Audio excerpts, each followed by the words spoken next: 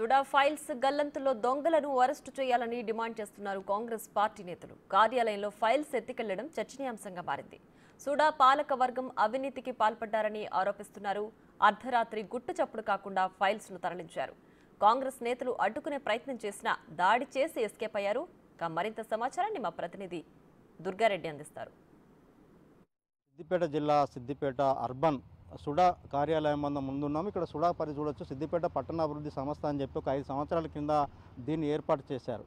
నిజంగానే చూస్తే ఈ సుడా పరిధి కాకున్నా కానీ సపరేట్ సుడా పరిధిలో ఇకున్న సిద్దిపేట అర్బన్ ఏరియాలో డెవలప్మెంట్ చేయాలని చెప్పి మాజీ మంత్రి హరీష్ రావు యొక్క దీన్ని లక్ష్యంగా తీసుకొని ముందుకు తీసుకురావడం జరిగింది. దీనికి కొంత పాలక వర్గాన్ని కూడా నియమించడం జరిగింది. ఆ తర్వాత 5 ఏళ్ళు దీనిలో పరిపాలించిన పాలక వర్గం కావచ్చు, దీనికి ఉన్న ఎవరైతే సభ్యులు ఉన్నారో వాళ్ళంతా కూడా దాదాపు కొన్ని చోట్ల ప్లాట్లు, ల్యాండ్, ఎల్ఆర్ఎస్ ఇలాంటి కార్యక్రమాలన్నీ కూడా డీడీ ఆన్లైన్ కట్టి ఉన్నాయి. వీటిని ఆ తర్వాత కూడా క్లోజ్ చేయడం జరిగింది. నిజంగా ఎల్ఆర్ఎస్ కట్టిన డబ్బులు ఏమయ్యాయి, వాటికి సంబంధించిన ఫైల్స్ ఎక్కడ ఉన్నాయని చూస్తే వీళ్ళు చాలా సందర్భాల్లో కూడా కాంగ్రెస్ వాళ్ళు అధికారంలోకి వచ్చిన తర్వాత వాళ్ళు ప్రశ్నించడం జరిగింది. అంతకుముందు కూడా ధర్నాలు చేసి పట్టడం జరిగింది.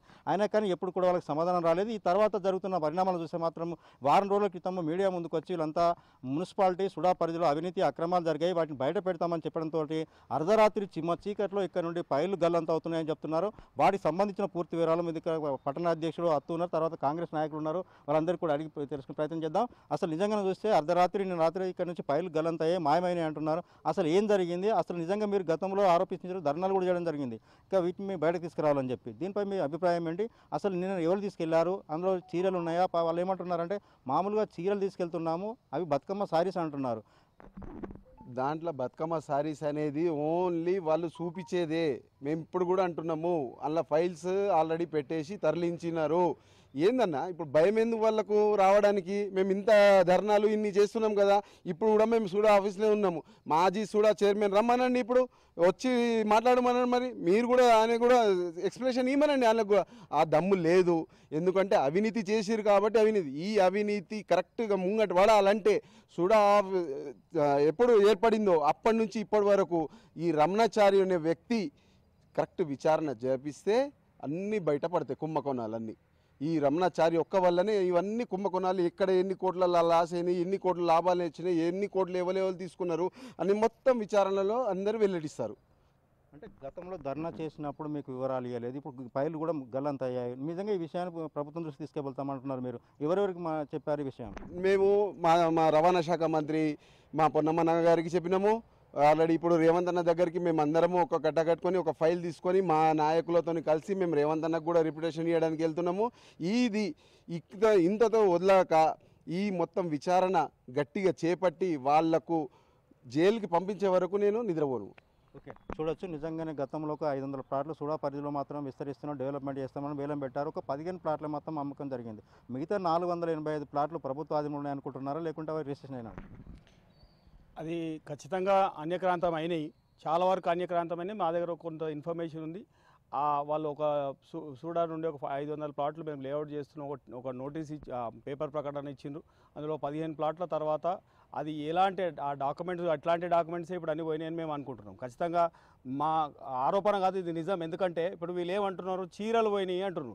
చీరలు మాటను ఖచ్చితంగా పోయినాయని మేము ఆరోపణ చేస్తలేము, నిజం చూపెట్టినాం లైవ్గా. ఏమేమి చూపెట్టినాం అంటే అక్కడ వీసీ ఛాంబర్లకు పోయినాం. పోతే అక్కడ వీసీ ఛాంబర్ యొక్క డ్రా ఓపెన్ చేసి దానికి తాళం చేయి వదిలిపెట్టలేదు సార్. అంటే దొంగ ఏం చేసిందంటే దానికి వదిలిపెట్టి మర్చిపోయి వెళ్ళిపోయాడు. అది చూస్తే పైన 2 డ్రాలు ఖాళీ చేసారు, కింద డ్రాలో ఉన్న ఫైల్ వాళ్ళకి అవసరం లేదు కాబట్టి వదిలిపెట్టిపోయారు.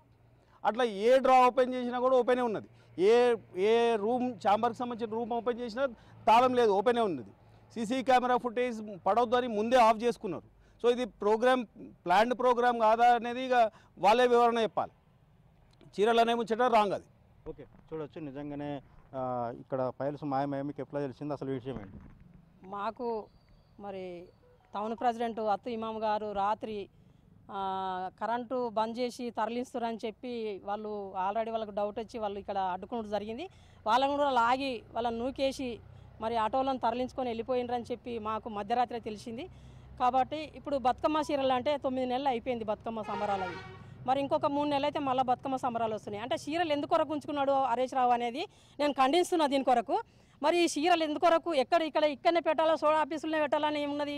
మరి ఎన్నో ఆఫీసులు ఉన్నాయి కదా, అంటే ఇవి దొంగ ఫైళ్ళు అన్నీ ఉన్నాయి కాబట్టి మీద కేసీఆర్ బొమ్మ ఉంటుంది, లోపల షీర్ ఉంటుంది, లోపల ఫైళ్ళు ఉంటాయి. అంటే ఇవి జతపరుచుకొని ఫైళ్ళు ఇలా మాయం చేసేందుకు, ఈ కుంభక్కు చేసేందుకు ఇవన్నీ చీరలని చెప్పి చీరలను పెట్టి అందులో ఫైళ్ళు తరలించి ఎక్కడెక్కడ అయితే తరలించుకున్నారో మరి ఆ చీరల భాగవతం పెట్టుకొని మరి ఈ ఫైళ్ళు తరలించి ఫైళ్ళు తీసేసుకొని మరి అంత దిగజారిపోయిన టీఆర్ఎస్ గవర్నమెంటు 20 రూపాయలకు ఒక చీర అమ్ముకుంటారని చెప్పి సుధా తెలిసింది మాకు.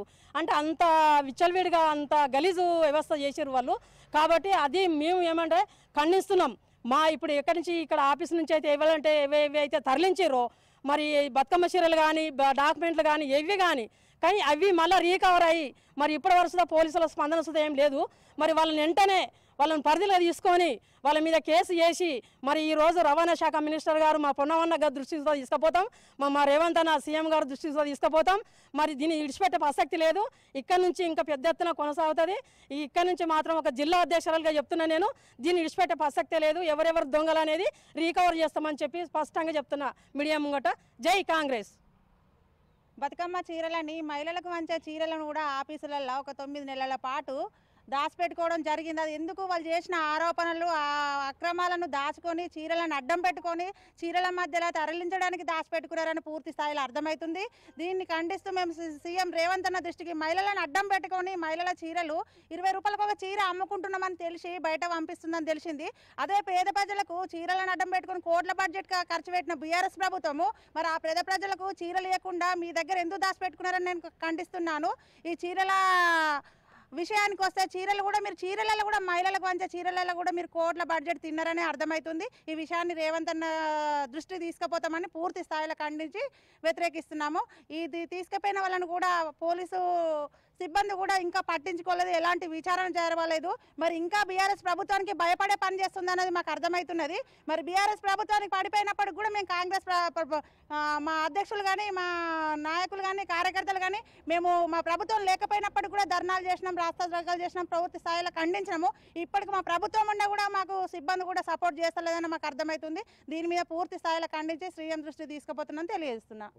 చూడొచ్చు, నిజంగానే ఒక సర్వే నెంబర్లో మాత్రం 110 ఎకరాలు అది చూస్తే ఇప్పుడు మొత్తం ఆ సర్వే నెంబర్ని బ్లాక్ చేశారు. అది సుడా పరిధిలో ఉంది. దాదాపు కోట్ల విలువైన స్థలాలు కూడా అక్రమానికి గురైనని చెప్పి వీళ్ళంతా చెప్తున్న పరిస్థితి. అర్ధరాత్రి ఒకవేళ నిజంగా ఆ పైలు తీయాలనుకున్నా లేకుండా బతుకమ్మ చీరలే కానీ ఇక్కడ నుండి ఇంకో దగ్గర తీసుకెళ్లాలంటే కూడా ఇక ఎవరైతే పాలకవర్గం ముందు ఒక తీర్మానం చేయాలి. తీర్మానం చేసి లేకుంటే ఇవి ఖరాబ్ అయ్యే పరిస్థితి ఉంది, వీటిని ఇంకో దగ్గర తరలిస్తున్నామని చెప్పి ఆ తీర్మానం కాపీ ప్రవేశపెట్టిన తర్వాత తీసుకెళ్ళాలి. ఆ విషయంలో లేకుండా అర్ధరాత్రులు అపరాత్రులు అంటూ కూడా చిమ్మ చీకట్లో తెలంగాణకు తరలించడము, ఆ తర్వాత పోలీస్ కేసు నమోదు చేసినా కానీ ఇప్పటివరకు 4 మీద మాత్రమే కేసు నమోదు చేయడం కొంత వీళ్ళు ఆందోళన గురి చేసే పరిస్థితి కనిపిస్తుందని చెప్తున్నారు. ఏదైనా సరే ఇక్కడ సుడా కావచ్చు, సిద్దిపేట మున్సిపాలిటీలో జరిగిన అవినీతి అక్రమాలన్నీ కూడా బయటకు వచ్చేంత వరకు మాత్రం వాళ్ళు వదిలిపెట్టే పరిస్థితి లేదని చెప్పి